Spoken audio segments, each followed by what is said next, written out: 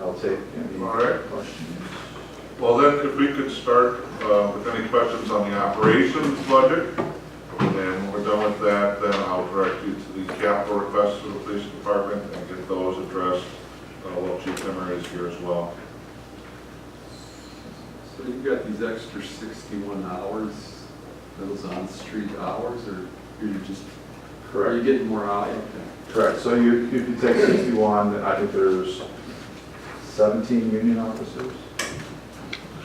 I don't know off the top of my head, but you take that times 61, and you get that many more hours on the street. Yeah. Now they can still build up comp time and take time off and Right. things of that nature, but that's one thing. When we went through the union contract, I think it was 2 years ago, we talked about those offsets, so.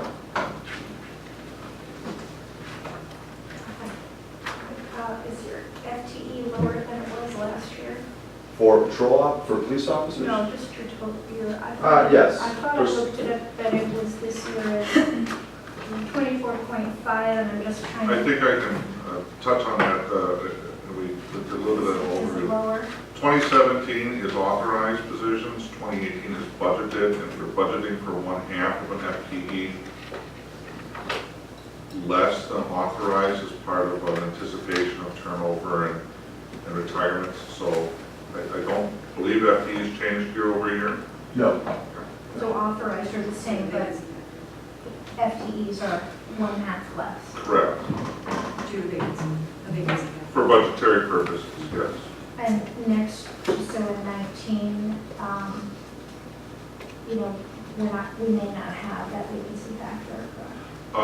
It would be finance's recommendation at this point that with a department of that size, that's a pretty reasonable budgetary assumption that between turnover and other combination of factors that can be a reasonable estimation of what the raw calculation would have been compared to what the actuals have been historically coming in. So I wouldn't foresee changing that. Did you do it on an average salary or a particular, like a sworn officer's, what did you use to? We used a new officer's salary. Thanks. I have some questions on parking. When I looked at past data, and I don't know if you've looked at it for the budget cycle, but most of the revenue that was coming in was from tickets that were at the $50 level, so tickets that hadn't been paid. So the majority of that revenue, Mark, was the higher level. With this new system of sending out notices now, Duncan does that automatically, which is a great reminder for our residents and convenience factor. I assume, I don't know, maybe you have some data that they're getting paid, potentially they could be getting paid earlier at the $25 level. Did that get factored into the revenue projections? Well, the system that's offered a lot of the convenience factors for being able to pay citations online has been in place for the entire year. Notifications were being sent out. The department recently contracted something to make that a little more automated and to allow better use of police administrative time and mailing out past due notices. So we didn't make any adjustments for that at this point. We don't think that there's going to be a huge move in that.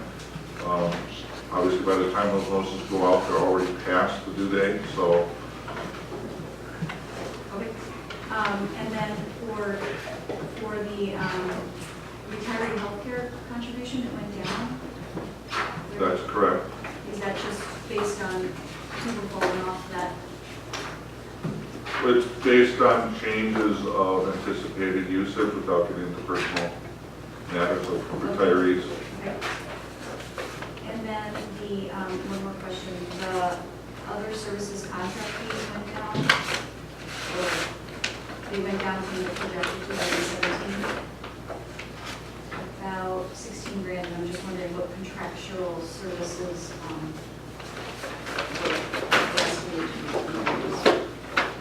Let's see, that should be detailed on page 61.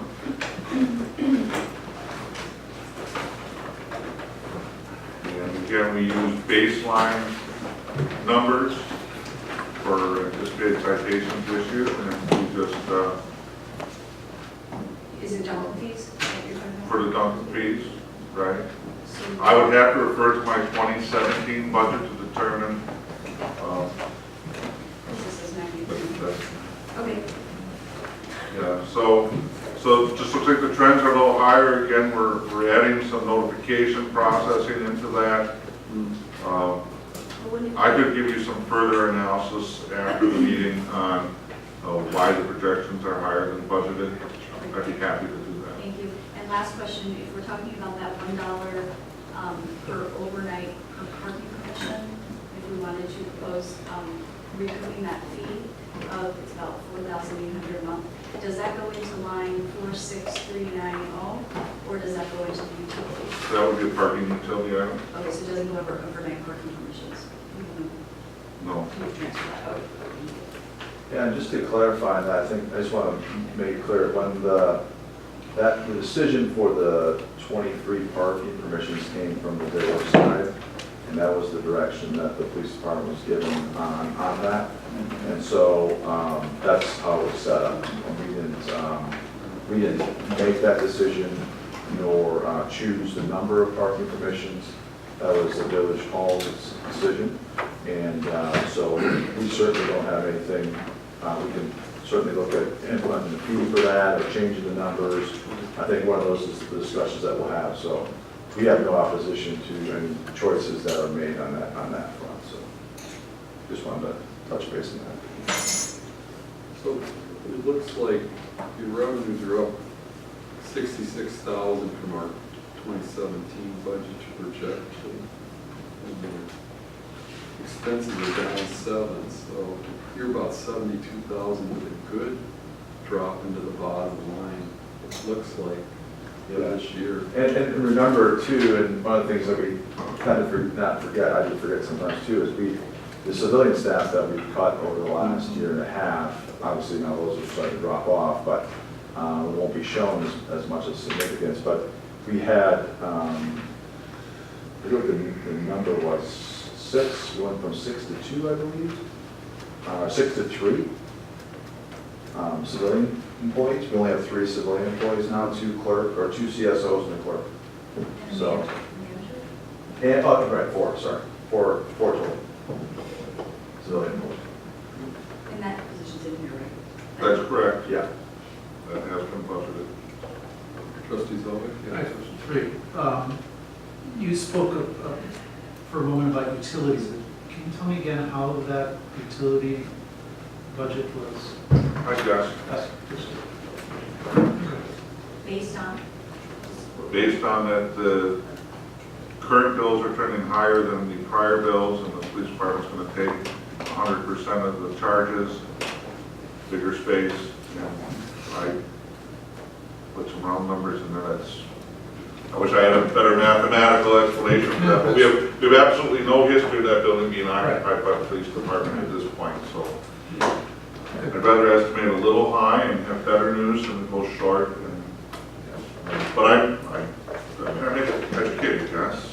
And we've taken some measures. There's one room that is not heated or air conditioned. It's in between 2 rooms. We're hoping that, in the winter it gets heated, in the summer, And then the other room. It's a big room. It's a big room, yeah. And then the other room is heat only, and it's set at, I think it's 55 degrees. So we're trying to do as much as we can to limit the energy cost in that area.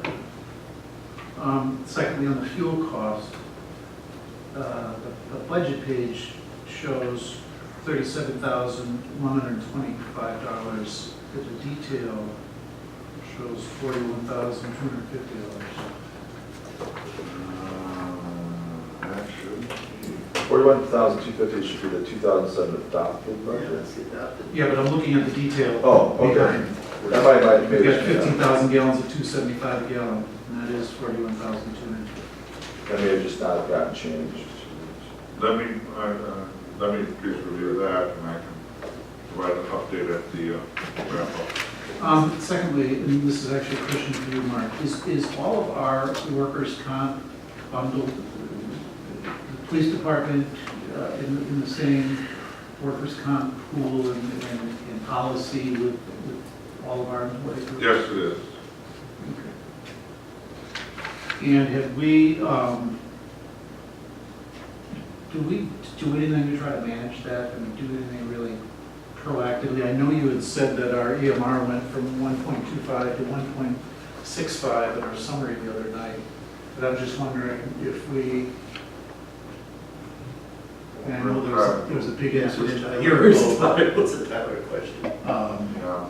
But you know, that's one of these big costs that we can, it's not easy to, but we can manage. 1.65 is high, I mean, 1.25 is not. I mean, I'm aware that they do offer different programs to help increase safety awareness. I'm sure that both departments have probably seen something like that over the years. I'm not sure what the current efforts are though. Tyler might know.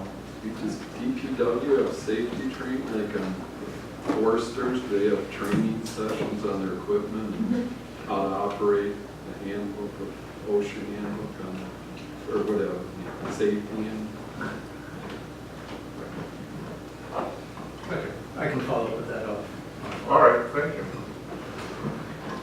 The capital request, page 124 in the book, is the numerical summary, which I guess I would say there's 4 items that the police department has requested, or at least that are presented under the police department. Did you say 144, I'm sorry? I said 124, but the narratives, which may be more informative, are on page 139 is where they begin.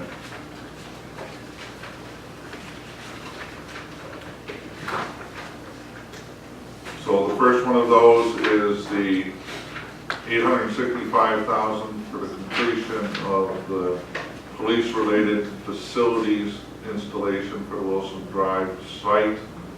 And the next 3 are fleet replacements.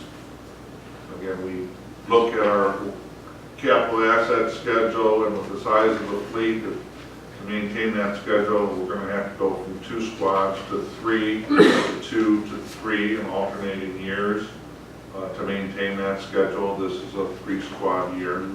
I think I just want to point out that last year, the capital asset list had us projected 4 cars last year. We only got 2, so now we're trying to catch up. I really valued all of them. I actually just went to anticipate this conversation. I went into both one of the squads that we were going to be replacing. It's down to the you can see the metal frame underneath the floor mat. It's that worn. The door's falling off. I mean, feel free. So we're not certainly running these to what we can. The other 2 cars, one is the old 2007 Ford 500. To be honest, it's just not driven. It's old. It's outdated. It doesn't fit the needs, and it is very floaty.